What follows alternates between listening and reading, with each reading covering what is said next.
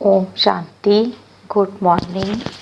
आज तक भक्ति मार्ग में परमात्मा की महिमा प्यार के सागर के रूप में करते तो आए, परंतु उसके उस प्यार को लेने की विधि न जानने के कारण हमेशा उस प्यार के सागर का प्यार पाने से वंचित रहे। अब वह निराकार परमपिता परमात्मा ज्योति बिंदु शिव बाबा ब्रह्मा के भाग्यशाली रथ द्वारा बता रहे हैं कि अगर बाप का प्यार लेना है तो आत्म अभिमानी होकर रहो। ज्ञान की पॉइंट है, यह कलयुग और सतयुग के बीच का कल्याणकारी पुरुषोत्तम संगम युग है। पुरुषोत्तम मास भी मनाते हैं ना, वह 3 वर्ष में एक बार मनाते हैं, और यह पुरुषोत्तम युग 5000 वर्ष में एक बार आता है, जिसमें ही आत्माएं और परमात्मा का मिलन होता है। भक्ति मार्ग में फिर इसी मिलन मेले को नदियों के संगम पर यादगार कुंभ मेले के रूप में मनाते आते हैं। इस पुरुषोत्तम संगम युग का किसी भी शास्त्र में वर्णन नहीं है।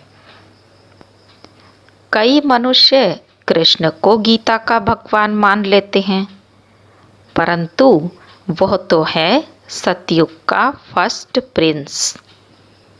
सतयुग में तो पतित होते ही नहीं, जिनको आकर पावन बनाया जाए, जबकि परमात्मा को तो पतित पावन कह बुलाते हैं। तो जरूर परमपिता परमात्मा ने पतित दुनिया में आकर पावन बनाया होगा। श्री कृष्ण जो अपने 84 जन्मों के अंत तक बिल्कुल ही पतित था, वह भी अपने अंतिम जन्म में यानी ब्रह्मा के रूप में इस पढ़ाई द्वारा ही फिर से श्री कृष्ण बना। ऊंच से ऊंच तो है निराकार शिव, बाकी सब है उनकी रचना। तुम बच्चे तो जानते ही हो कि अभी हम हैं ब्राह्मण संप्रदाय, फिर विष्णु संप्रदाय बनेंगे। बाबा समझाते, जिस प्रकार यहाँ रावण की प्रतिमा रहती है तो रावण संप्रदाय यानी विकारी हैं, और उसी प्रकार वहाँ सतयुग में विष्णु की प्रतिमा रहती है, जिससे मालूम पड़ता है यह विष्णु संप्रदाय है, अर्थात निर्विकारी हैं। आने वाले समय के लिए सावधान करते हुए शिव बाबा कहते हैं, अभी तो संसार में दुख और बढ़ना है। यह महाभारत लड़ाई का समय है। भगवान ने आकर अनेक धर्मों का विनाश और एक आदि सनातन देवी देवता धर्म की स्थापना कराई। बाबा कहते, तुम आत्माएं सब पार्वतियां हो। पार्वती अर्थात पारवतन में रहने वाली, जो अपने अमरनाथ बाबा से अमरपुरी में जाने के लिए अमर कथा सुन रही हो। योग की पॉइंट में बाबा कहते कि तुम रूहानी यात्री हो।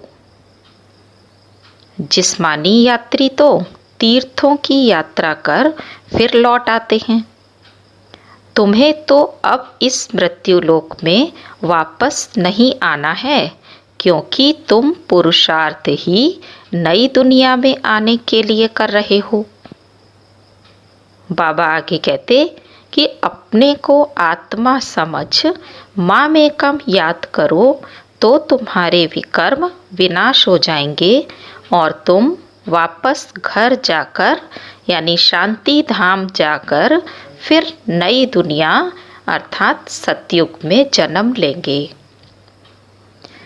अब बाप के साथ साथ झाड़ को भी याद करना है कि कैसे इस कल्प वृक्ष में जड़ में हम ब्राह्मण तपस्या कर रहे हैं, फिर कैसे धीरे धीरे यह झाड़ वृद्धि को पाता है।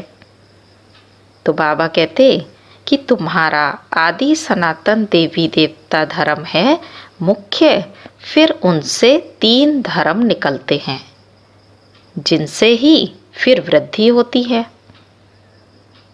धारणा की पॉइंट में बाबा कहते कि संगम युग पर तुम ब्राह्मणों को पवित्र बनने की गुप्त मेहनत करनी है।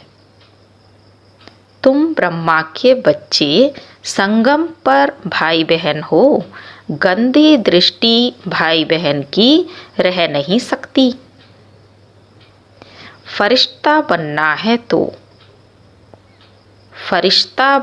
है तो घर गृहस्थ में रहते हुए कमल फूल समान रहना है, न्यारा और प्यारा बनकर। तभी सन्यासियों को भी चैलेंज कर सकते हो। सेवा की पॉइंट में बाबा कहते कि ब्रह्मा सो विष्णु और विष्णु सो ब्रह्मा कैसे बनते हैं, इस टॉपिक पर मनुष्यों को समझाना है। त्रिमूर्ति के चित्र में ऊपर में शिव का चित्र न होने से मनुष्य मूझ गए हैं। गोले के चित्र पर समझाना है, अर्थात सृष्टि चक्र के चित्र पर समझाना है कि एक तरफ है कलयुग और दूसरी तरफ है सतयुग। कलयुग में अनेक धर्म और सतयुग में एक धर्म होता है। अब दोनों के बीच का है यह संगम। जिस समय ही परमात्मा आकर अनेक धर्मों का विनाश कराए, एक सतधर्म की स्थापना करते हैं। बाबा कहते सीढ़ी के चित्र पर भी तुम समझा सकते हो कि भक्ति मार्ग क्या है और ज्ञान मार्ग क्या है। भक्ति मार्ग है अंधियारा मार्ग और ज्ञान मार्ग है सोझरा यानी दिन का मार्ग। वरदान में सतगुरु बाबा कहते नाम और मान के त्याग द्वारा, नाम और मान के त्याग द्वारा सर्व का प्यार प्राप्त करने वाले विश्व के भाग्य विधाता भव।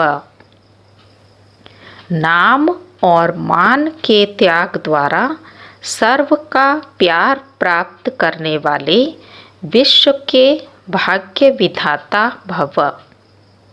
जैसे बाप को नाम रूप से न्यारा कहते हैं, लेकिन सबसे अधिक नाम का गायन बाप का ही है, वैसे ही आप भी अल्पकाल के नाम मान शान से न्यारे बनो तो सदा काल के लिए सर्व के प्यारे स्वतः बन जाएंगे। कच्चा फल नहीं खाओ, उसका त्याग करो तो भाग्य आपके पीछे पीछे स्वतः आएगा। स्लोगन है, परमात्मा बाप के बच्चे हो तो बुद्धि रूपी पाँव सदा तख्त नशीन हो। परमात्मा बाप के बच्चे हो तो बुद्धि रूपी पाँव सदा तख्त नशीन हो।